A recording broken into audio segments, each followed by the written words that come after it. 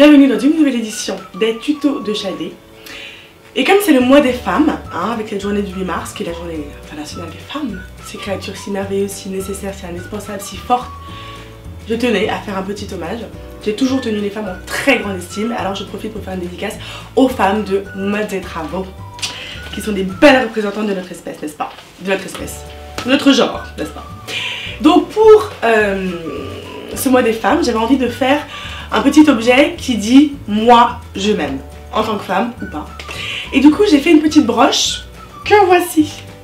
Il y a marqué quoi? Il y a marqué « me » et en dessous, il y a marqué quoi? « Queen », oui, parce que nous sommes toutes des reines.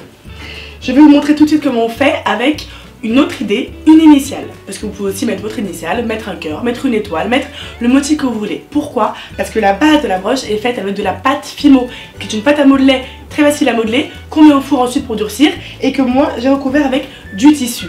C'est parti. Donc pour réaliser, vous prenez de la pâte Fimo, tout simplement. Moi j'ai pris la soft parce que c'est la plus facile à malaxer. Vous prenez un petit cordon de tissu comme celui-ci. Vous prenez des petits fermoirs à broche que vous allez ensuite coller grâce à de la glu tout simplement. Et toujours un petit ciseau et du papier sulfurisé pour le moment où on va faire cuire cette pâte Fimo. Hop, on est d'accord qu'il faut d'abord modeler sa pâte Fimo. Quand je vous disais que c'est souple et simple, la preuve. Ça se décolle d'une seule manière en arrachant un petit bout qui part sans résistance. Donc là, je modèle tout simplement mon S à la main. Et là, mon S, qu'est-ce que je fais? Tout simplement, je le place sur une feuille de papier sulfurisé. Et maintenant, ça va aller au four.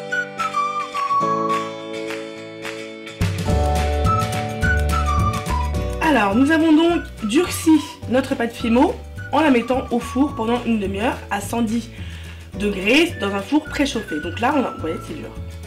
Et là, on n'a plus qu'à faire notre effet bicolore et un peu texturé, du coup un peu doudou, en mettant une petite pointe de colle.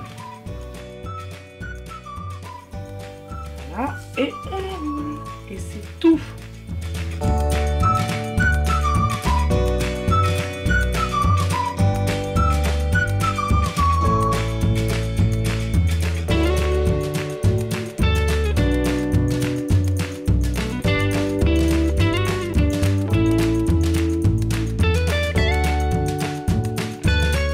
Nous avons donc réalisé des petites broches avec de la pâte Fimo. Alors n'oubliez pas que la pâte Fimo se trouve dans plein de couleurs différentes. Vous pouvez aussi l'utiliser toute seule ou bien faire comme moi et la recouvrir d'un petit morceau de tissu pour faire un effet de matière et un effet double côté.